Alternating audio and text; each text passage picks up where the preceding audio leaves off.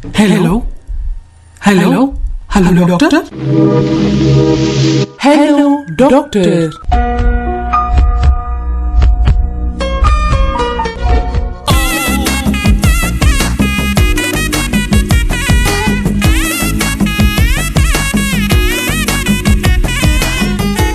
Chennai FM rainbow கேட்டுட்டு இருக்க நேரில் இருக்கும் ஒரு அழகான மதிய வணக்கம். நேரம் 3:03 ஆயாச்சு. சென்னை எஃப்எம் ரெயின்போ தான் கேட்டுட்டு இருக்கீங்க. இது ஹலோ டாக்டர். நான் முன்னாடியே சொன்னேனே பல் ஆரோக்கியம் பற்றி பேச போகிறோம் அப்படின்னு சொல்லிட்டு டாக்டர் பிரபு அவர்கள் வந்துட்டு இருக்காருன்னு சொல்லி வந்துட்டாரு. என் கூட தான் ஸ்டுடியோவில் இருக்காரு. அவர்கிட்ட பேசலாம். டாக்டர் வணக்கம். டாக்டர் வணக்கம் மிஸ்டர் சரண். எப்படி இருக்கீங்க? நல்லா இருக்கேன் நான். நீங்க எப்படி இருக்கீங்க? நான் நல்லா இருக்கேன் சரண். நல்லா இருக்கேன் டாக்டர். ஃப்ரம் ரெயின்போ நேர அனைவருக்கும் வணக்கம். நான் உங்கள் டாக்டர் பிரபு பேசுகிறேன். எஸ் டாக்டர், நிறைய விஷயம் நம்ம பேச போறோன்றதை விட நம்ம டிஸ்கஸ் பண்ணலாம். சரிங்க சரி. நான் கேள்வி கேட்க நீங்க பதில் சொல்லன்றது இல்லாம உங்களுக்கு தெரிஞ்ச விஷயங்கள் நம்ம இன்னைக்கு ஃபீட் பண்ண போறோம். மக்களுக்கு ஒரு டாக்டரா நாம நிறைய எஜுகேட் பண்ண போறோம். சோ இன்னைக்கு அப்படிதான் டாக்டர் போக போகுது ஷோ. கண்டிப்பா. எனக்கு எப்பவுமே இந்த ஷோ பண்ணும்போது எனக்கு ஒரு சந்தோஷமான விஷயம் என்னன்னா, நான் டாக்டருக்கு எல்லாம் எப்படி இருக்கீங்க அப்படின்னு நான் அப்படிதான் கேட்பேன். டாக்டர், இந்த பல் மருத்துவம் பத்தி, இந்த பல் ஆரோக்கியம் பத்தி நம்ம நிறைய விஷயங்கள் இன்னைக்கு பேச போறோம். அதுக்கு முன்னாடி பொதுவா டாக்டர் அப்படின்னா எங்களுக்கு டாக்டர் அப்படிதான் தெரியும். பட் அதுல என்ன ஸ்பெஷலிஸ்ட் அவங்க அப்படின்றத எனக்கு தெரியாது. ஏன்னா நாங்க ஒரு ஜெனரல் ஆடியன்ஸ். ஆனா அதை நீங்க சொல்லி நாங்க என்ன டாக்டர்னா டாக்டர்கிட்ட போன பல்லு வலி பார்ப்பாங்க, அது மட்டும் தான் எங்களுக்கு தெரியும். நீங்க எதுல ஸ்பெஷலிஸ்ட்? நான் செயற்கை பல் பொருத்தும் மருத்துவர் ஆக்சுவலா. ஸோ எங்கள் டிபார்ட்மெண்ட்டில் ஃபிக்ஸடாக பல் கட்டுறது, இந்த எடுத்து மாட்டுற மாதிரி ரிமூவபிள் டென்ச்சர்ஸு, அப்புறம் அடுத்த லெவலில் இம்ப்ளான்ட்ஸு, அப்புறம் இப்போ ஆக்சிடென்ட் ஆனாவோ இல்லை கேன்சர் பேஷண்ட்ஸ் வந்தாலோ சில பார்ட் ஆஃப் ஃபேஸு அவங்களோட அந்த முகத்தில் இருந்து பாதி இதை எடுத்துடுறாங்க சர்ஜரி அப்போ. ஸோ அதை ரீப்ளேஸ் பண்ணுறது அந்த ஸ்பெஷாலிட்டி மேக்ஸிலோஃபேஷியல் ப்ராஸ்தடான்டிக்ஸ். ஸோ இது எல்லாமே எங்களோட டிபார்ட்மெண்ட் உள்ள வரும் ஆக்சுவலாக. எங்களுது இன்னும் இந்த ஜாயிண்ட் பெயின்ஸு, ஸோ இந்த மாதிரி நிறைய பார்ட் ஆஃப் ஸ்பெஷாலிட்டி எங்களோட டிபார்ட்மெண்ட்குள்ளே இருக்குது. ஸோ எங்களோட ஸ்பெஷாலிட்டி ப்ராஸ்தடான்டிக்ஸ் அண்ட் இம்ப்ளான்டாலஜி அப்படின்னு சொல்லுவாங்க. ஓகே, அதாவது செயற்கை பல் கட்டுற ஸ்பெஷலிஸ்ட். ஆமா ஆமா ஆமா ஆமா. மெடிக்கலா நான் எனக்கு ஜெனரல் ஆடியன்ஸ் நான் செயற்கை பல் பொருத்தும் நிபுணர். டாக்டர், இது செயற்கை பல் பொருத்தும் நிபுணர்ன்றாங்க இல்லையா, இது வயசாகி போனா மட்டும்தான் வருமா இல்ல எந்த வயசுல? இல்ல, எந்த வயசுல வேணா வரலாம். இப்போ ஒண்ணு இப்போ சில பேருக்கு இயற்கையாவே அந்த பெர்மனன்ட் பல் வரும்போதே அந்த குழந்தைங்களுக்கு ஏஜெனிசிஸ் சொல்லுவோம், ஆப்சன்ஸ் ஆஃப் டீத். சில பிறக்கும் போது அந்த 6 வயசுல இருந்து பெர்மனன்ட் பல் வரும்போதே அது வராமலே இருக்கும். ஸோ ஆப்சன்ஸில் இருக்கிறோம், கன்ஜெனிட்டல் ஆப்சன்ஸ் சொல்லுவாங்க. ஸோ அவங்களும் எங்களை அப்ரோச் பண்ணுவாங்க. இப்போ அடிபட்டு விழுந்துடுறாங்க, ஆக்சிடென்ட் ஆகுது, பல்லு தெரிச்சிருது, உடஞ்சிருது, ஸோ என்டையர் டூத்து ஃபுல்லாக உடஞ்சி போயிடுது, இல்லை உடஞ்சதுக்கப்புறம் சரியாக கவனிக்காமல் அது இன்ஃபெக்ஷன் ஆகி அப்புறம் எடுக்கிற ஸ்டேஜ் வந்திருக்கும். ஸோ இந்த மாதிரி அப்புறம் இல்லை சொத்தப்பல் கவனிக்காமல் கேவிட்டியாக இருக்கும். ஸோ இது எல்லாத்துலேயுமே நாங்கள் அட் தி ஏர்லியஸ்ட் இன்டர்வியூன் பண்ணுவோம். ரைட் ஃப்ரம் 6 இயர்ஸ்லேருந்தே நம்ம பண்ணலாம். இன்ஃபேக்ட் குழந்தைங்களுக்கு இந்த ஃபீடிங் பிளேட் கொடுப்பாங்க, இந்த கிளெஃப்ட் பேலட்னு சொல்லுவாங்க, அந்த அன்னப்பிளவுன்னு சொல்லுவாங்க. அவங்களுக்கே அந்த பிறந்த குழந்தை the right the day the child was born நாங்கள் போய் ஹேண்டில் பண்ணுவோம். டாக்டர், எனக்கு என் கொஸ்டின்ஸில் அது ஒன்று இருந்துச்சு. நீங்கள் குழந்தை ரைட் அந்த பிறந்த உடனே அப்படின்னு சொன்னீங்க இல்லையா, ஒரு டென்டிஸ்ட் கிட்ட இப்போ வளர்ந்ததுக்கு அப்புறம் பல்லெல்லாம் வளர்ந்ததுக்கு அப்புறம் சொத்த பல்ல ஆகுதோ இல்லை அதெல்லாம் ஆகுது, டென்டிஸ்ட் கிட்ட போகும். ஆனால் நம்ம எப்போ ஆரம்பிக்கலாம் ஒரு குழந்தை பிறந்ததும் டென்டிஸ்ட் கிட்ட காமிக்கிறதுக்கு?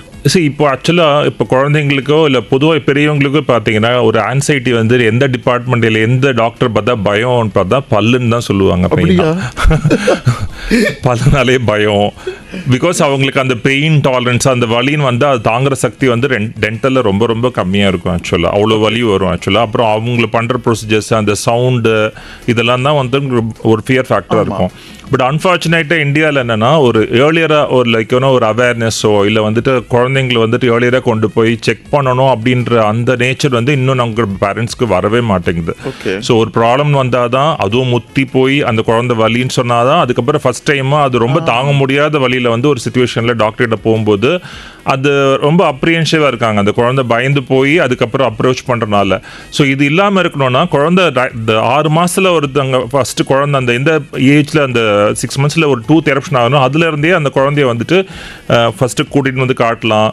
3 வருஷம் வரைக்கும் வந்து குழந்தைங்களுக்கு பால் பல்லு அந்த முளைக்கிற ஃபேஸ்லயுமே வந்துட்டு ஒரு டாக்டர் அப்ரோச் பண்ணி, அப்போவும் நிறைய ப்ராப்ளம்ஸ் இருக்கும். குழந்தைங்க கை சூப்புற பழக்கம் இருக்கும், மவுத் ப்ரீதிங் ஹேபிட்ஸ் இருக்கும். ஸோ இதுக்காகவும் நம்ம ஒரு டென்டிஸ்ட்டை விசிட் பண்ணலாம். நாட் நெசசரிலி ஒரு பல்லு சொத்தையானதுக்கு அப்புறம் தான் ஒரு டாக்டர் பார்க்கணுன்ற அவசியமே கிடையாது ஆக்சுவலாக. இப்போ ஓகே டாக்டர், நீங்கள் சொன்னதுக்கு அப்புறம் தான் நான் ஒருத்தவங்களோட கேஸ் நான் பார்த்துருக்கேன். அது வந்து எப்படின்னா, ஒரு குழந்தை வந்து இங்கே ரொம்ப நாளாக அந்த கழுத்துக்கிட்ட வலிக்குது அப்படின்னு சொல்லியிருக்காங்க. அந்த வலி வந்து அம்மா வந்து இவன் ஏதோ பொய் சொல்கிறான் போல ஸ்கூலுக்கு போகிறதுக்கு அப்படின்னு நினச்சிட்டு இருந்தாங்க. அதுக்கப்புறம் இந்த வலி ரொம்ப ஆனது அது பல்லு வலின்னு கன்சிடர் பண்ணியிருக்காங்க. ஆனால் அது பல்லு வலி இல்லை, அது கேன்சர் ஆயிருக்காது, அங்கே ஒரு கட்டி ஒன்று இருந்து.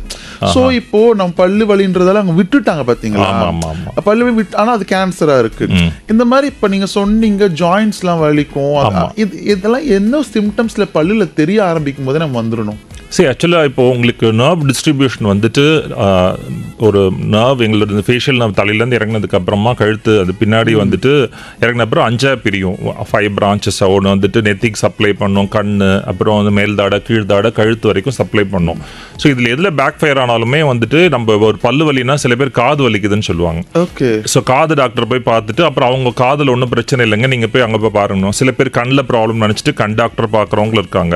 ஸோ இதனால் எதனாலனா அவங்களோட டென்டலில் வந்துட்டு இருக்கிற ப்ராப்ளம் அவங்களே இக்னோர் பண்ணிடுறாங்க. ஒவ்வொரு பீரியட் ஆஃப் டைம் இக்னோர் பண்ணி ஓவராலாக அது ரேடியேட்டிங் பெயினாக மாறும்போது தான் ஃபஸ்ட்டு ஒரு டாக்டரை போய் பார்க்கணுன்னு, அதுவும் மெடிக்கல் டாக்டரை பார்க்கணுன்ற அந்த ஃபஸ்ட்டு நாலேஜே நம்ம கிட்ட இருக்குது. ஸோ வாயில் ஏதாவது ப்ராப்ளம்னா கொஞ்சம் ஏர்லியராக வந்து அது காட்டும் போதே அது ஈஸியாக சரி பண்ணிக்க வாய்ப்பாக இருந்திருக்கலாம். இப்போ இந்த குழந்தைய கூட நீங்கள் மிஸ் பண்ணிட்டாங்க அவங்க. இல்லை, அது கேன்சர் சின்ன குழந்தைன்றதால காப்பாற்றியாச்சு.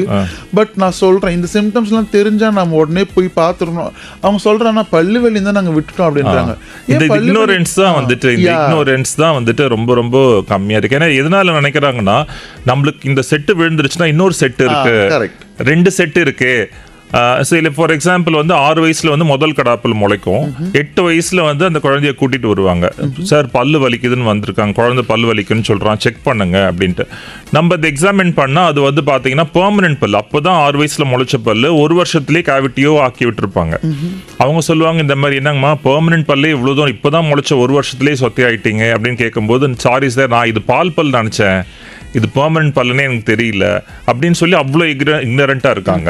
ஸோ அந்த டென்டல் அவேர்னஸ் வந்து ரொம்ப ரொம்ப கம்மியாக இருக்குது நம்ம மக்கள்கிட்ட. டாக்டர், அது பல்லுன்றதால நம்ம ஈஸியாக எடுத்துக்கிறோமா டாக்டர்? மேபிங்க சார். ஏன்னா வந்துட்டு நிறைய பல்லு இருக்கே, ஒன்று போனால் என்ன, 2 கண்ணு இருந்ததில் 1 கண்ணுனா வந்து டாக்டர்கிட்ட போவாங்க. 32 பல்லு இருக்கே, 1 போச்சுன்னா என்ன, மற்ற வச்சு சாப்பிட்டுக்கலான்ற அந்த ஒரு டெண்டன்சி இன்னும் இருக்குது ஆக்சுவலாக. அது பல்லெல்லாம் போய் சாப்பிட முடியலையே, இல்லை அப்பியரன்ஸில் வந்துட்டு ஒரு பல்லு போய் அது அப்பியரன்ஸில் ஒருத்தங்க பாதிக்கும் போது தான் அந்த ரியலைசேஷனே வருது. அது ரொம்ப காலங்கட்டம் லேட்டாக வருது நிறைய பேருக்கு. இல்லை, நீங்கள் அதாவது நீங்கள் செயற்கை பல் பொறுத்துற ஒரு நபர் அப்படின்னு டாக்டர் சொல்லும்போது நீ நிறைய பார்த்துருப்பீங்க இந்த அப்பியரன்ஸ்க்காக வரணும். ஆமாம். இப்போ நீங்கள் சொல்லுங்க, இந்த பல்லு வலியை இக்னோர் பண்ணாதீங்க அப்படின்றது ஒரு அட்வைஸ் சொல்லுங்களேன்.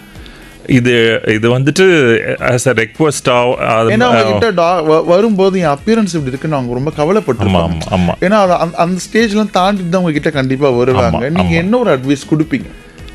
டென்டலில் வந்துட்டு ஃபஸ்ட்டு உங்களுக்கு முதல்ல ஏர்லியராக வந்துட்டு ரெகுலராக ஒரு 6 மாதத்துக்கு எப்படி நம்ம ஒரு சுகர் பேஷண்ட்ஸ் ஒரு 6 மாதத்துக்கு ஒரு டாக்டரை பார்த்துட்டு அது வந்துட்டு இருக்கோ இல்லையோ ஒரு பிளட் இன்வெஸ்டிகேஷன் பண்ணி அட்லீஸ்ட் வந்து எந்த லெவலில் இருக்குன்னு பார்க்குற மாதிரி டென்டல் மட்டும் ஒரு செக்அப் ரெகுலராக ஒரு 6 மாதத்துக்கு மாதிரி வச்சுக்கோங்க.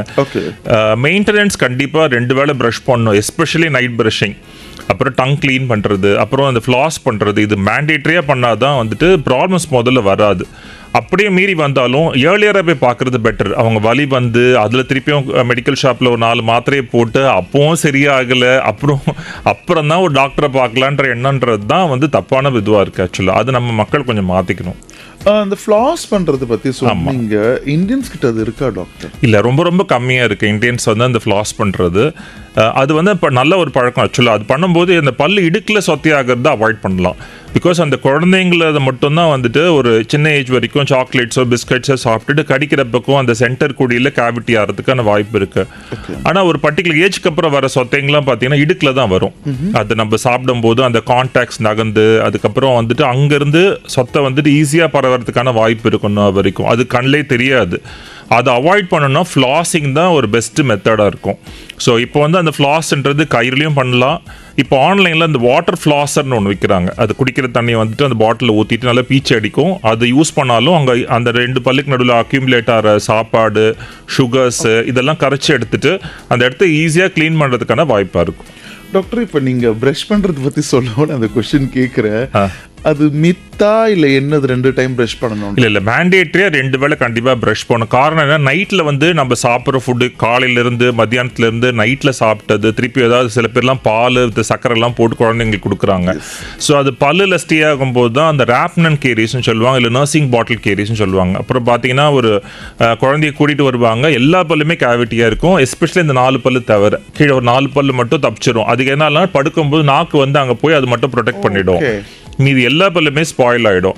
இப்போ அந்த அளவுக்கு வந்ததுக்கு அப்புறம் தான் அந்த குழந்தைங்களே கூட்டிட்டு வருவாங்க. ஸோ அப்போ கேட்போம் இந்த என்ன மாதிரி ஃபுட் ஹேபிட்ஸ்னால் அதான் சொல்லுவாங்க, குழந்தை அழக்கூடாது, பசியில் கஷ்டப்படக்கூடாதுன்னு சொல்லிட்டு அந்த ஃபீடிங் பாட்டிலில் என்ன பண்ணுவாங்கன்னா பாலும் சர்க்கரையும் கலந்துட்டு அதை அப்படியே கொடுத்துருவாங்க. ஸோ அது குழந்தை தூக்கத்திலேயே அது குடிக்கிறனால என்ன ஆகுதுன்னா அந்த பல் எல்லாமே ஸ்பாயில் ஆகிடும். ஸோ இது மெயினாக வந்துட்டு நைட்டில் ப்ரஷிங் பண்ணுறது மேண்டேட்ரி. காரணம் வந்து நைட்டில் வந்து சலைவா செக்ரிஷன்ஸ் குறைஞ்சிரும். ஸோ இந்த எச்எஸ் சுரக்கிறனால என்ன கம்மியாகிறனால அங்கங்கே அக்யூமுலேஷன் ஜாஸ்தியாகி சுகர் வந்து உடையறதுக்கான தன்மை இருக்கும். சுகர் பிரேக் டவுன் ஆகும்போது அங்கே பாக்டீரியா ஈஸியாக வளர்ந்துடும். ஸோ பாக்டீரியா ஈஸியாக வளர்றதுனால அது அப்படியே கேவிட்டி ஆகிறதுக்கான நிறைய வாய்ப்பு இருக்குது. ஸோ மார்னிங்கை விட night brushing important, very very very important. 2 தடவை போதும், கண்டிப்பாக பண்ணணும், கண்டிப்பாக பண்ணணும். இப்போ எனக்கு ஒரு மினிமம் 2 வாட்டியாவது பண்ணணும். அப்போ மினிமம் 2 வாட்டி இப்போ இருக்கு போல கணக்கு நிறைய. டாக்டர், எனக்கு நான் ஒரு ஜென்ரல் ஆடியன்ஸாக ஒரு கேள்வி கேட்குறேன் டாக்டர். நான் பெரும்பாலும் கொஞ்சம் மூத்த நபர்கள்கிட்ட கேட்டிருக்கேன், ஆன்சர் கேட்டிருக்கேன். 2 தடவை பல்லு வளர்க்குனா பல்லு தேஞ்சுரண்டா அப்படின்னு. அப்படியா? இல்லை, அதுக்கு டெக்னிக் தான் காரணமே தவிர ஃபோர்ஸ் கிடையாது ஆக்சுவலாக. ஸோ நம்ம எப்படி தேய்க்கிறோன்றது முறை தான் முக்கியமே தவிர எவ்வளோ அழுத்தி தேய்க்கிறோன்றது கணக்கு இல்லை. சில பேர்லாம் வந்துட்டு ஹார்ட் பிரிசில்ஸ் யூஸ் பண்ணுவாங்க, வெரி ஹார்ட் பிரிசில்ஸ், ரொம்ப நேரம் தேய்ப்பாங்க, ஒயிட் ஆக்கணும், வெள்ளையாக காட்டணும். ஸோ அவங்களுக்கு ஹேபிட்ஸ் இருக்கும், ரெகுலர் டீ காஃபி நிறைய குடிப்பாங்க. ஸோ அவங்க எல்லோவாக இருக்கனால அவங்க நினச்சிப்பாங்க நல்லா தேய்ச்சனா அது வெள்ளையாக மாறிடும் அப்படின்னு சொல்லிட்டு அப்யூசிவாக நிறைய ஃபோர்ஸ் அந்த பல்லு மேலே போட்டு தேய்ச்சிட்டு மேலே தான் உடைச்சிட்டு அப்புறம் டென்டினையும் காலி பண்ணி பயங்கர சென்சிட்டிவோடு வருவாங்க. அது போய் எங்கள் டேர்மில் டூத் அபரேஷன் சொல்லுவாங்க. அந்த அளவுக்கு போகணுன்னு அவசியம் இல்லை. ஜென்டலான சாஃப்ட் பிரிசல்ஸு ஜென்டலாக வந்துட்டு அந்த அந்த டெக்னிக் தான் முக்கியமே தவிர force is not important. Okay doctor, நம்ம அடுத்த இதுக்குள்ளே போகிறோம். லைக் நீங்கள் சொன்னீங்க இந்த குழந்தைங்களுக்குலாம் நிறைய ஃபுல்லாக கேவிட்டி வந்திருக்கு அப்படின்னு சொல்லிட்டு, அது ஃபுல்லாக எடுத்துட்டு அதுக்கு செயற்கை பல் வைப்பீங்களா? இல்லை அது சரி அவங்களுக்கு தேவையில்லை. குழந்தைங்களோட பல்லில் வந்துட்டு இப்போ இந்த மாதிரி வந்து ஒரு லைக் ஒரு சைல்டு வந்துட்டு இப்போ அந்த நர்சிங் பாட்டில் கேரிஸ்ல சஃபர் ஆகிறாங்கன்னா இப்போ என்ன பண்ணிடுறாங்கன்னா நிறைய இப்போ ஜெனரல் அனஸ்தீசியாவில் கூட அந்த எல்லா பல்லையும் சரி பண்ணிடுறாங்க. ஸோ அந்த பல்லெல்லாம் வந்து மீண்டும் வளருமா? அது ஒரு செட்டு வரும். ஆனால் குழந்தைங்களுக்கும் பல்லு வேணும்ல. இல்லை இப்போ உங்களுக்கு வந்துட்டு இப்போ அந்த விழுந்து இப்போ 3 வயசு 4 வயசுலேயே அந்த பல்லெலாம் வந்துடுது.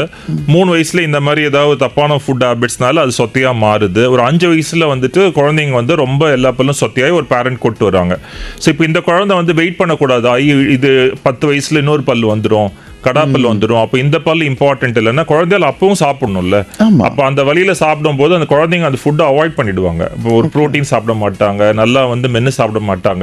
இப்போ இவங்களோட கிரேவிங் எப்படி போயிடும்னா இன்ஸ்டன்ட் எனர்ஜி எனக்கு கிடைச்சா போதும். ஸோ குளுக்கோஸ், ஸோ சுகர்ஸ், இது மாதிரி சாக்லேட்ஸ், பிஸ்கெட்ஸ் இதை நம்பி போயிடுவாங்களே தவிர ஒரு நல்ல ஹார்டாக கடிச்சு சாப்பிட்ற பொருளை அவாய்ட் பண்ண ஆரம்பிச்சிருவாங்க.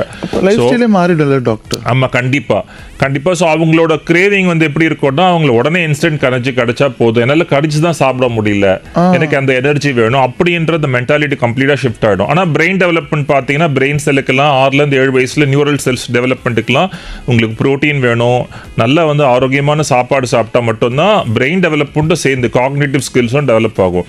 ஸோ அதனால் பால் பல்லில் கேவிட்டி இருக்குது, இது விழுந்தால் இன்னொரு செட்டு வச்சு மேனேஜ் பண்ணிடலான்ற அந்த எண்ணம் தான் ஃபஸ்ட்டு தப்பு. அது முதல்ல அவாய்ட் பண்ணிக்கணும்.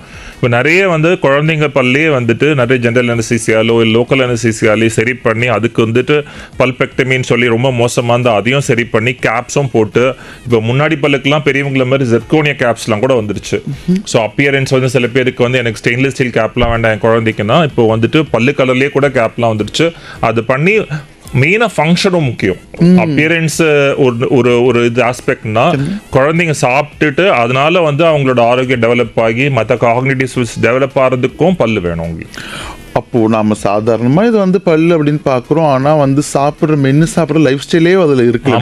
ஆமா பெரியவங்க கூட வந்துட்டு இப்போ அந்த ஒரு 70-80 வயசுல கூட பாத்தீங்கன்னா வந்துட்டு அவங்க வந்துட்டு எது இருக்கோ இல்லையோ கவலைப்படுறது இல்லை. இப்போ ஆனா எனக்கு பல்லு இல்லைன்னா சாப்பிட முடியலையேன்னு சொல்லிட்டு இப்போ எங்களோட டிபார்ட்மெண்ட்லாம் வராங்க, செயற்கை பல் அது தேடுறாங்கன்னா அவங்க வந்துட்டு மெயினாக வந்து சாப்பிட முடியல, அப்பியரன்ஸை விட சாப்பிட முடியல, அந்த அடுத்து அந்த டைஜஷன் ப்ராப்ளம் வந்துடும். இப்போ நீங்கள் ஒன்ஸ் வந்து வாயில் மென்று சாப்பிட முடியலன்னா அது அப்படியே முழுங்குறதுனாலையும் சரியான ஃபுட் எடுத்துக்காதனாலையும் அவங்களோட ஹெல்த் டிட்டோரியேட் ஆகிறது அப்படியே கூட இருக்கவங்க பார்த்துக்கிட்டே இருப்பாங்க. நான் கூட டென்டிஸ்ட்னா பல்லோடு போயிடுன்னு நினச்சேன். அது இன்னும் பல வேலைகள் காமிக்கும் அப்படின்ட்டு தெரிஞ்சுக்கிட்டேன்.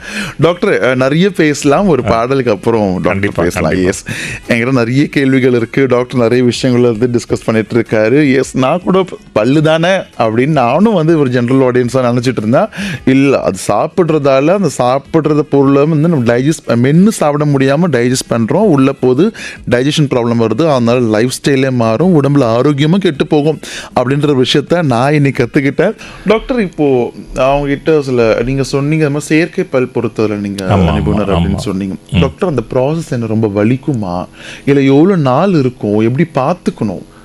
இல்லை, இது ஆக்சுவலாக பெயின்லெஸ் ப்ராசஸ் தான். இப்போ எல்லாமே வந்துட்டு உங்களுக்கு ஒரு பல்லு கட்டுறது வந்து வலி இருக்கிற அந்த ப்ராசஸ்லாம் இல்லை. எவ்வளோ பேருக்கு வந்து ரெகுலராக கட்டி கொடுத்துட்ருக்கோம். ஒரு ஃபோபியா இருக்கலாம், ஒரு பயம் இருக்கலாம். இதுதான் வந்துட்டு அவங்களோடது. ஒரு சில டைம் வந்துட்டு வராமலையும் அவங்க வந்துட்டு நினச்சிருக்கலாம் இதே மாதிரி வந்துட்டு அது கட்டினா நம்மளுக்கு ஏதாவது ஒத்துக்காமல் போயிடுமோ, இல்லை நிறைய பேர் வேற யாராவது கிட்ட கேட்டிருப்பாங்க, ஒப்பீனியன்ஸ் கேட்டிருப்பாங்க, இந்த மாதிரி அவங்க யாராவது சொல்லியிருப்பாங்க எனக்கு பண்ணது இப்படி ஆயிடுச்சு அப்படின்னு சொல்லும்போது அந்த ஃபீட்பேக் மைண்டில் வச்சுக்கிட்டு அவங்களுக்கான சாப்பிட்றதையும் எல்லாத்தையுமே அவங்களே வந்துட்டு குறைச்சிக்கிற மாதிரி பண்ணிடுறாங்க ஆக்சுவலாக. ஸோ கண்டிப்பாக வலி இருக்காது. கண்டிப்பாக ஒரு அது ப்ராப்ளம் இருந்ததுன்னா உங்களுக்கு கண்டிப்பாக டாக்டர் அப்ரோச் பண்ணிங்கன்னா அதுக்கான பெஸ்ட்டு தீர்வு அவங்க தருவாங்களே தவிர இதனால் வலி இருக்காது. செயற்கை பல் கட்டுறதுனால வலியோ இல்லை கஷ்டமோ எதுவுமே இருக்காது. அவங்களுக்கு இன்னும் பெட்டராக தான் அவங்கள வந்து இன்னும் ஒரு அடுத்த லெவலுக்கு அவங்க சாப்பிட்றதுக்கும் அவங்க ஹெல்த்தை பார்த்துக்கிறதுக்கும் இது கண்டிப்பாக யூஸ்ஃபுல்லாக இருக்கும். ஆமாம், இது நம்ம அப்பியரன்ஸ்ன்றதை விட நம்மளை பார்த்துக்கிறதுக்கு இது ரொம்ப முக்கியமாக இருக்குதுன்றது மட்டும் எனக்கு புரியுது டாக்டர். டாக்டர், இப்போ இதை ஒன்ஸ் நம்ம கட்டிட்டோம் அப்படின்னா அதுக்கு நம்ம 6 month வாட்டி பார்க்கணுமா? வந்து இது எப்படி டாக்டர்? கண்டிப்பாக வந்துட்டு இதுக்கு எல்லாத்துக்குமே எப்படி ஜென்ரல் ஹெல்த்துக்கு எப்படி ஒரு மெயின்டெனன்ஸ் நம்ம பண்ணுறோமோ, லைக் ஏற்கனவே சொன்ன மாதிரி சுகரோ இல்லை ஒரு ஹெல்த் டிசீஸ் வந்தால் நம்ம எப்படி டாக்டர்கிட்ட போவோமோ, ஒரு செக்கப்புக்கோ இல்லை ஹார்ட் டிசீஸ்னால் செக்கப் பண்ணுறோமோ, இதுக்கும் வந்துட்டு ஒரு 6 மாதத்துக்கு ஒரு தடவை போய் அதை அவங்க ப்ரொசீஜர் பண்ண டாக்டர்கிட்டே போய் அப்ரோச் பண்ண ப்ராசஸ் எப்படி இருக்குது, ஒரு எக்ஸ்ரேஸில் அதை எடுத்துகிட்டு அது போன் லெவல்லையும் அது எப்படி இருக்குதுன்னு சொல்லிட்டு அது செக் பண்ணலாம். இதெல்லாம் வந்துட்டு அடுத்த வேறு ஏதாவது பல்ல அந்த பாதிப்பு தெரியுதா, சம்டைம்ஸ் புதுசாக ஒரு பல்லு கேவிட்டி ஆகலாம், அதுவும் இந்த மாதிரி டேமேஜ் ஆகாமல் அதுவும் அவாய்ட் பண்ணுறதுக்கும் வந்துட்டு கண்டிப்பாக ஹெல்ப்ஃபுல்லாக இருக்கும். 6 monthsக்கு ஒரு மேண்டேட்டரி ஒரு செக்அப் பண்ணிவிட்டு ஒரு க்ளீனிங் ப்ராசஸ் பண்ணிக்கலாம். இது கண்டிப்பாக யூஸ்ஃபுல்லாக இருக்கும். கண்டிப்பாக பண்ணணும், செய்யணும். ஆக்சுவலாக பண்ணிட்டோம், ஒரு வாட்டி பண்ணிட்டா நம்ம இப்படி உள்ள காசு கொடுத்து செலவு பண்ணிட்டோம் அப்படின்னா இது வந்து பிரச்சனையே இல்லை, அப்படிலாம் இல்லை.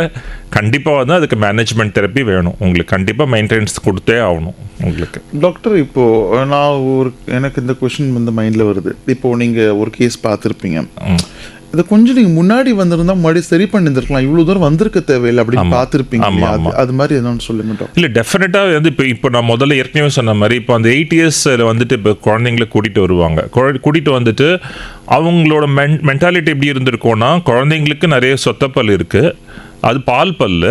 இப்போ புதுசாக முளைச்சது 6 வயசில் பல்லும் உடனே 1 yearல கேவிட்டி ஆகுது. ஆனால் அவங்க நினச்சிருப்பாங்க இது விழுந்து முளைச்சிரும், அதனாலதே வந்துட்டு அவங்க ஒன்றும் கூப்பிட்டு வராமல் இருப்பாங்க, இல்லைனா வந்து அக்கறையே இல்லாமல் இருப்பாங்க. அப்புறம் இந்த ரொம்ப பெயின் வரும்போது அவங்க வந்து பார்க்கும்போது தான் தெரிஞ்சிருக்கும் அது பெர்மனன்ட் டூத், இதுக்கப்புறம் அது விழுந்து முளைக்காத ஒரு பல்லுன்னும் போது அப்போ வருத்தப்படுவாங்க. ஸோ அதனால் வந்துட்டு எப்பவுமே வந்துட்டு ஏர்லியராக பார்க்குறது வந்து ஒரு பல்லை டெஃபினட்டாக சேவ் பண்ணுறதுக்கும் சாதாரணமாக ஒரு ஃபில்லிங்லேயே சரி பண்ணியிருக்க முடியும் வைத்தியத்தை அவங்களா இழுத்து கொண்டு போய் சில டைம் வந்து எடுக்கிற அளவுக்கு கூட கொண்டு போயிடுறாங்க. அதனால் வந்துட்டு டூத் லாஸ் ஒன்றுனா போகும்போது ஒரு செயின் ரியாக்ஷன் மாதிரி ஆகிடும். அதனால் ஃபஸ்ட்டு ஏர்லியராக ப்ரிவெண்ட் பண்ணுறது ஆல்வேஸ் பெட்டர் ஆக்சுவலாக. ஸோ ஒரு டாக்டருக்கு பார்க்கும்போது என்னென்ன ப்ராப்ளம்ஸ் இருக்குன்னு அட்ரஸ் பண்ணலாம். லேட்டராக வரப்போகிற ஏதாவது ப்ராப்ளம்ஸ் இருந்தாலும் அவங்க அட்ரஸ் பண்ணி அதை சரி பண்ணிக்கிறதுக்கான வாய்ப்பாகவும் இருக்கும். டாக்டர், எனக்கு எந்த ஒரு கேள்வி இது இருக்கும் கிட்ட கேட்டிருப்பாங்களான்னு எனக்கு தெரியல, பட் எனக்கு மைண்டில் வருது. சில டிசீஸ்லாம் பரம்பரையாக வரும் இல்லையா?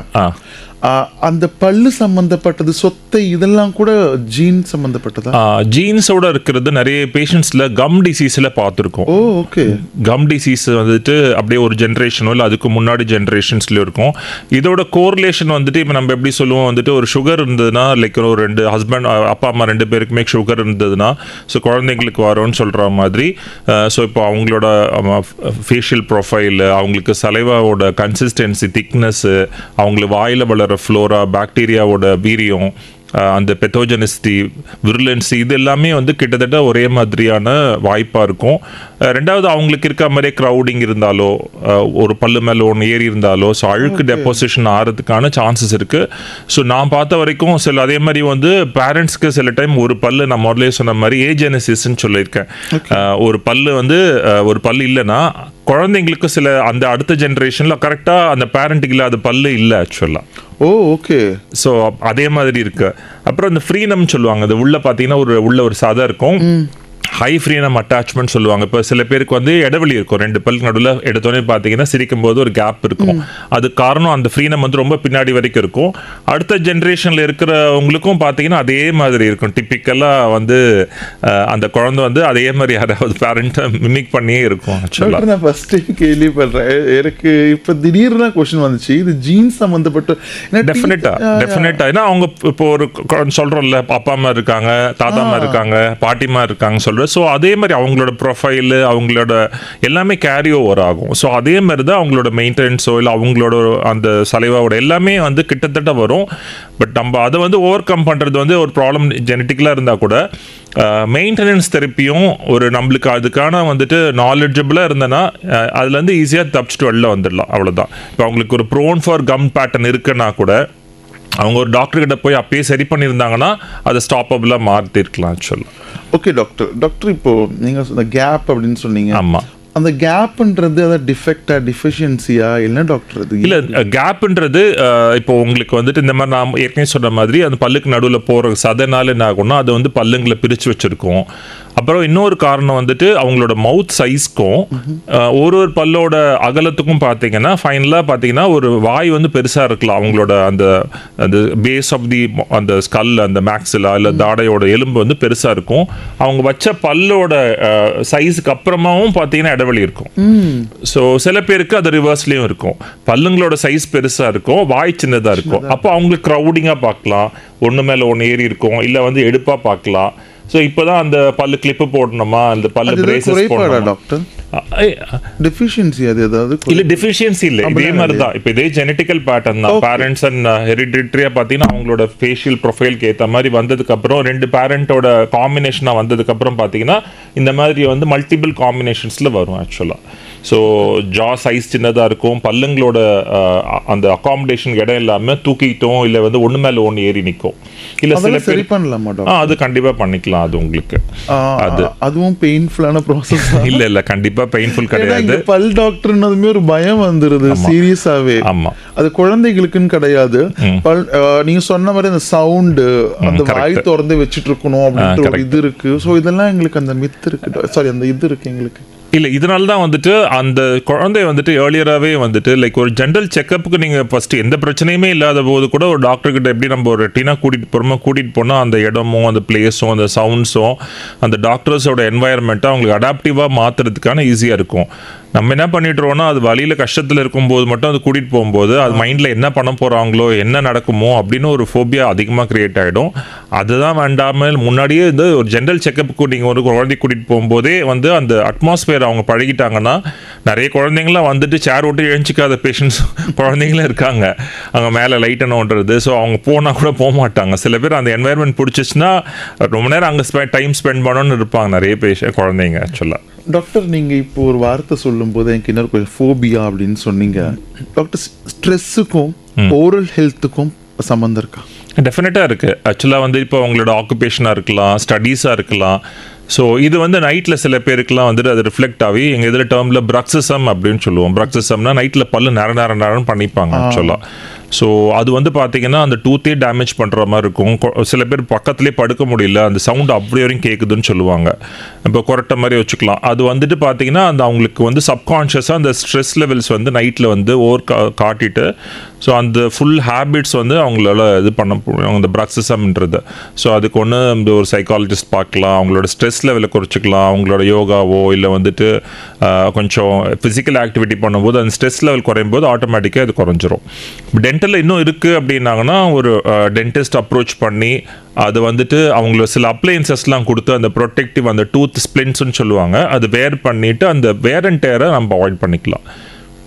ஓகே, இப்போ அந்த பல்லு கடிக்கிறது அந்த எனாமல்லாம் போயிடும்ல? கண்டிப்பாக எனாமல் டேமேஜ் ஆகிடும். ஆமாம், அதனால தான் சில பேர் அதனால தான் வந்துட்டு ரொம்ப லேட்டாக ரிப்போர்ட் பண்ணுவாங்க. ரொம்ப வேர் அண்ட் டயர் ஆகி பல்லுலே வந்து இருக்காது, அவங்க சிரிச்சாலே பல்லே தெரியாது இருக்கும். கடாப்பல்லும் முன்னாடி பல் எல்லாமே வேர் அண்ட் டயர் ஆகி அப்படியே பார்த்தீங்கன்னா அப்படியே ரொம்ப பல்லே இல்லாமல் வெறும் கம் தான் இருக்க மாதிரி சில கேசஸும் இருப்பாங்க. அப்போ அவங்களுக்கு பேர் வந்துட்டு ஃபுல் மவுத் ரீஹாபிலிட்டேஷன் சொல்லுவாங்க. அவங்களுக்கு கடாப்பல்லையும் முன்னாடி பல்லையும் சேர்த்து கட்டுற மாதிரி இருக்கும். அதுதான் அந்த லெவலுக்கு போகாமல் இருக்கிறதுக்காக தான் எளியராகவே பார்த்து இதை சரி பண்ணிக்கலான்றது. ஓகே, அதாவது பல்லு சரியில்லைன்னா நம்மளால ஒழுங்காக சாப்பிட்டு டைஜஸ்ட் ஆக முடியாது போன வாட்டி தெரிஞ்சுக்கணும். ஆமாம், இப்போ ஸ்ட்ரெஸ்ஸால் கூட பல்லில் பிரச்சனை வருது. டெஃபினட்டாக இருக்கும். அது வந்து ஸ்கூல் இப்போ பசங்களுக்கு எக்ஸாம் ஸ்ட்ரெஸ்ஸு ரொம்ப வந்துட்டு அந்த சப்கான்ஷியஸாக அவங்களுக்கே வருது ஆக்சுவலாக. அது என்னமோ டாக்டர், இப்போ எல்லாருமே சின்ன வயசுலேயே ஸ்ட்ரெஸ் அப்படின்றாங்க. அதனால இதை நம்ம கண்டிப்பா பார்க்க வேண்டிய டெஃபினட்டா. ஆமா, இது வந்துட்டு ஒன்று அவங்களோட ஏன் அந்த மாதிரி ஆறாங்க, ஏன் வந்து என்ன ரீசன் பிஹைண்ட் ஸ்டடீஸா இல்லை வேற ஏதாவது பர்சனல் வரிசான்றது ஃபர்ஸ்ட் கண்டுபிடிச்சு அதுக்கு அந்த மூல காரணத்தை சரி பண்ணும்போது ஆட்டோமேட்டிக்காக இது பேக் சைடில் இருக்கிறது சரியாயிடும் ஆக்சுவலாக. இல்லையா இன்கேஸ் அது இன்னும் ப்ரொலாங்டாக போயிட்டு இருக்குன்னா அட்லீஸ்ட் டூத் ப்ரொடெக்ட் பண்ணுற மாதிரியான சில அப்ளையன்சஸ்லாமாவது நைட்டில் ப்ரொடெக்ட் பண்ணிக்கலாம். அது பேர் நைட் கார்ட்ஸ் அப்படின்னு சொல்லுவாங்க. இருக்கு நைட் கார்ட்ஸ்ன்னு சொல்லுவாங்க. ஒரு ரப்பர் மாதிரியோ இல்லை சாஃப்ட் ரப்பர் மாதிரியோ இல்லை ஸ்ப்ளின்ட்ஸ்ன்னு சொல்லுவோம். அதை வந்துட்டு அளவெடுத்துட்டு அவங்களுக்கு ஏற்ற மாதிரி ரெடி பண்ணி கொடுப்பாங்க. அதை வேர் பண்ணும்போது அந்த மேல்பல் கீழ்பல் கான்டாக்ட் ஆகி டூத் எனாமல் டேமேஜ் ஆகாமல் நம்ம ப்ரொடெக்ட் பண்ணிக்கலாம். ஓகே டாக்டர், ஒரு பல்லு வலி வந்தால் உடனே என்ன பண்ணக்கூடாது? பல்லு வலி வரும்போது நிறைய வந்து ஹோம் ரெமிடிஸ் நிறைய பேர் வந்துட்டு அது பண்ணுறாங்க. அந்த ஹோம் ரெமிடிஸ்னாலே நிறைய பேர் வந்து அடுத்தடுத்த லெவலுக்கு அவங்களே வந்துட்டு இழுத்துட்டு போயிடுறாங்க. உதாரணத்துக்கு தைலம் தேய்க்கிறேன்னு சொல்லுவாங்க. வெளியில் தலைவலி மாதிரி தைலம் பண்ணுவாங்க. தைலம் தேய்ச்ச 2வது நாள் அது அடுத்த நாள் பார்த்தீங்கன்னா முகம் வீங்கிரும். பிகாஸ் வந்து ஒரு தைலம் தேய்க்கும் போது என்ன ஆகும்னா அந்த இடம் ஹீட் ஆகும். ஸோ ஹீட் ஆகும்போது வாசோ டைலட்டேஷன் சொல்லுவாங்க. இப்போ நம்ம கையை எப்படி தேய்ச்சோம்னா எப்படி வந்து கையை வந்து அந்த இடத்துல வந்துட்டு சூடையறனால ரத்தம் ஓட்டம் அதிகமாக ரெட் ஆகிற மாதிரி இங்கே வந்து ரெட்னஸ் அந்த அதிகமாகும் போது நிறைய பிளட் அங்கே ஃப்ளஷ் அவுட் ஆகும். ஏற்கனவே அங்கே இன்ஃப்ளேம்டாக இருக்க ஒரு ஏரியாவில் நீங்கள் ரத்த ஓட்டம் ஜாஸ்தியாக பாஞ்சதுன்னா ஆட்டோமேட்டிக்காக ஸ்வெல்லிங் வரும். ஸோ ஃபேஷியல் ஸ்வெல்லிங் ஒரு பல்லு சொத்தைக்கு அப்புறம் வர்றது 99% அவங்களை விசாரிச்சிங்கன்னா அவங்க தெரிஞ்சிருக்கும் கண்டிப்பாக தைலம் தேய்ச்சிருப்பாங்க, ஏதாவது ஒரு பாம் எடுத்து தேய்ச்சிருப்பாங்க. இது ஒரு ஹோம் ரெமிடி, அது கண்டிப்பாக பண்ணக்கூடாது. சில பேர் உப்பு வச்சு அறக்குனீங்கன்னா அங்கே சரியாயிடும் அப்படின்வாங்க. ஓகே, ஸோ என்ன பண்ணோம், வெறும் உப்பு எடுத்து அந்த ஈர்க்கிட்ட வச்சு நல்லா தேய்ங்க. ஓகே, ஸோ உப்பு வச்சு தேய்ச்சிங்கன்னா அந்த இடத்துல இருக்க ப்ராப்ளம் போயிடும், அங்கே இருக்க நீர்லாம் வந்துடும் சொல்லுவாங்க. பட் உப்பு ஒரு அபரேசிவ் மாதிரி இருக்கும், ஷார்ப்பாக இருக்கிறது அந்த அதில் இருக்கிற அப்ரேசிவ் பார்ட்டிகல்ஸ் அது தேய்ச்சி அது ரணமாகி அந்த புண்ணு ஆறதுக்கு 1 வாரத்துக்கு மேலே டைம் எடுத்துக்கும். ஸோ இந்த மாதிரியும் பண்ணிக்கிறாங்க. சில பேர் தைலம் அந்த க்ளோவ் ஆயில்னு சொல்லிட்டு லவங்கத்தை வச்சு அடைச்சிக்கலாம், இல்லை க்ளோவ் ஆயில் மெடிக்கல் ஷாப்லேருந்து வாங்கி அதை வந்துட்டு அந்த பல் அடைக்கணும்னு சொல்லி அது வந்து கெமிக்கல் மாதிரி ஆகி கெமிக்கல் பேர்ன் ஆகி வாயெல்லாம் புண்ணாகி அந்த புண்ணு ஆறதுக்கு 1 வாரம் 2 வாரம் சஃபர் ஆனவங்களும் இருக்காங்க. ஸோ அதனால் வந்து தயவுசெய்து ஹோம் ரெமிடிஸ் பண்ணி இன்னும் அதிகமாக்கிக்காதீங்க உங்கள் பிரச்சனை அப்படின்றதான் தயவுசெய்து சொல்லிட்டு இருக்கோம். இந்த அலைனர்ஸ், வெனீர்ஸ் இதெல்லாம் பற்றி பேசலாம் டாக்டர். நீங்க சொல்லுங்க, வெனீர்ஸ் போடுறது நல்லதா?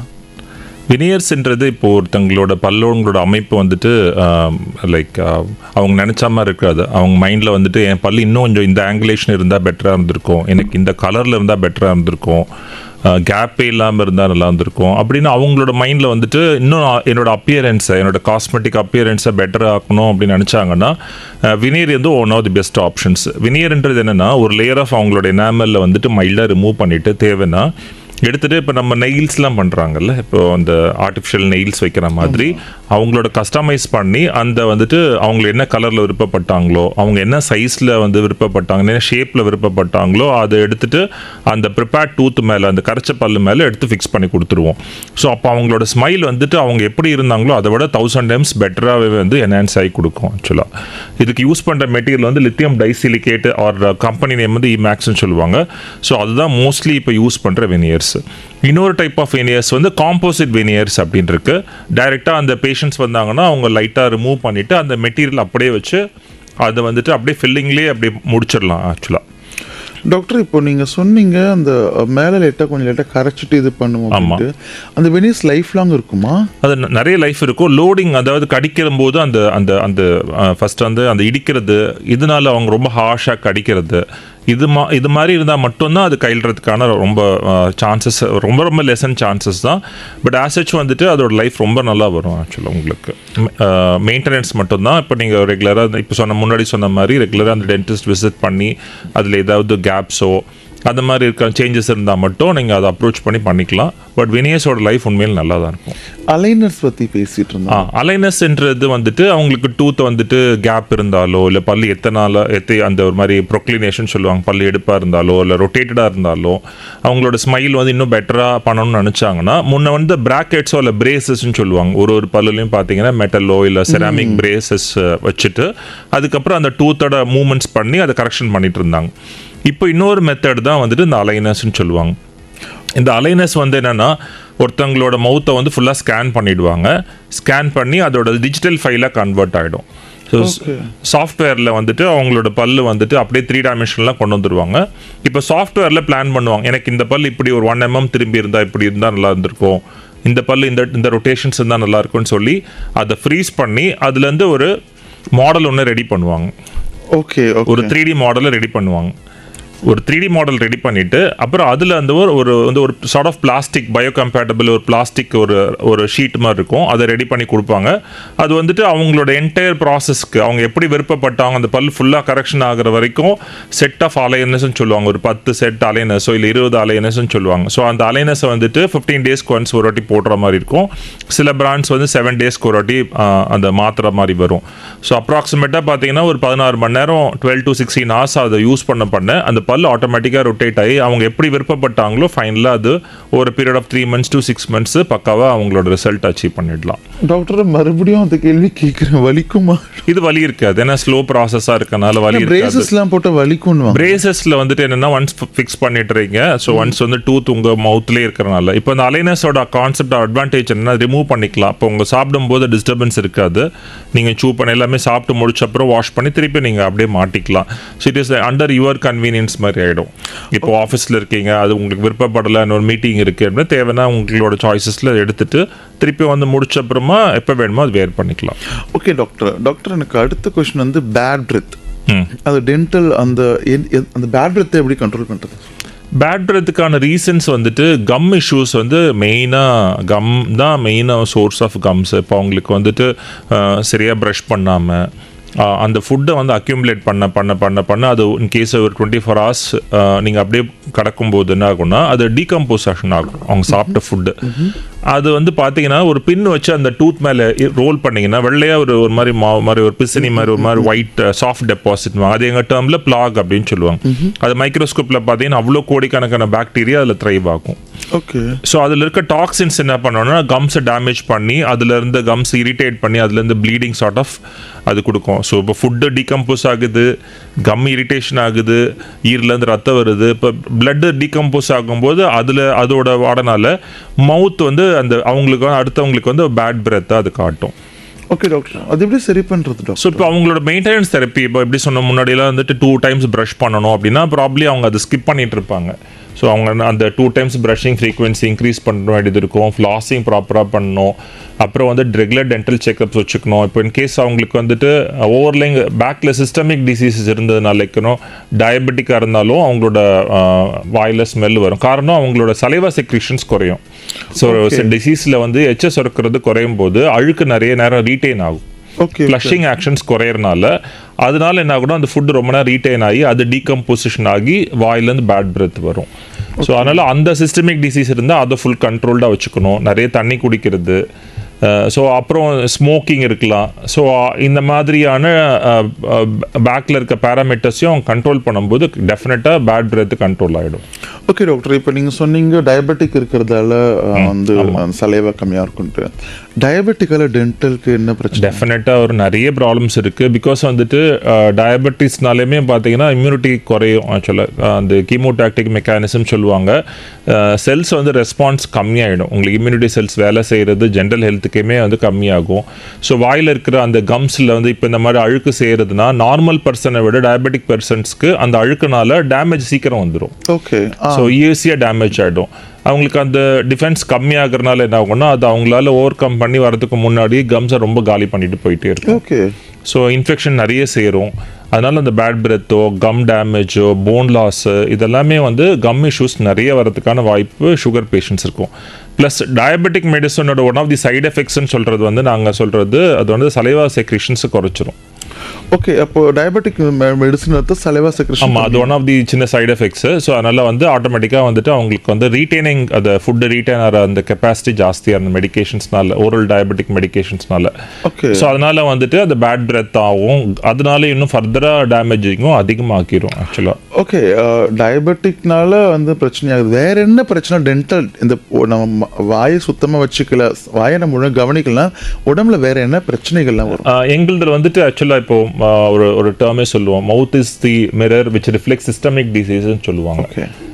வேற எந்த உறுப்பையும் நீங்கள் பார்க்க முடியாது வாயை தவிர. இப்போ வாயே கிளீனாக இல்லைன்னா மற்ற உறுப்பு எப்படி இருக்கும்ன்றது.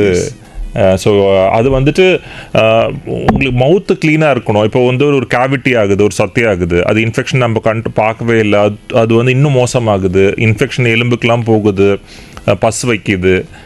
அது வந்துட்டு என்ன ஆகும்னா அந்த பஸ் வந்து த்ரூ தி பிளட் வந்து மற்ற ஆர்கனுக்கும் போகும் ஃபுல்லாகவே. அது இப்போ எங்கள் டேர்மில் ஃபோக்கல் இன்ஃபெக்ஷன் சொல்லுவாங்க. ஃபோக்கல் இன்ஃபெக்ஷன்னா இங்கே இருக்க ஒரு பிரச்சனை ஏதோ ஒரு ஆர்கனை போய் அஃபெக்ட் பண்ணும். ஸோ டென்டல்னால பார்த்தீங்கன்னா வந்துட்டு கார்டியாக் இஷ்யூஸும் வரதுக்கு சான்சஸ் இருக்குது, நிறைய ஸ்கின் டிசீசஸ் வரும். ஸோ வந்துட்டு ஈவன் ஜாயிண்ட் பெயின்ஸு இந்த மாதிரி இருக்கிறது எல்லாம் வந்துட்டு ஒரு சோர்ஸ் ஆஃப் இன்ஃபெக்ஷன் டென்டலில் இருந்தே காரணமாக இருக்கும். ஸோ அதனால் வாயின்றது வாயில் மட்டுமே லிமிட்டேஷன் ஆகாது, இவ்வளோ பாடிக்குமே வந்துட்டு அந்த சோர்ஸ் ஆஃப் இன்ஃபெக்ஷன் ஸ்ப்ரெட் ஆகிறதுக்கு நிறைய சான்சஸ் இருக்குது.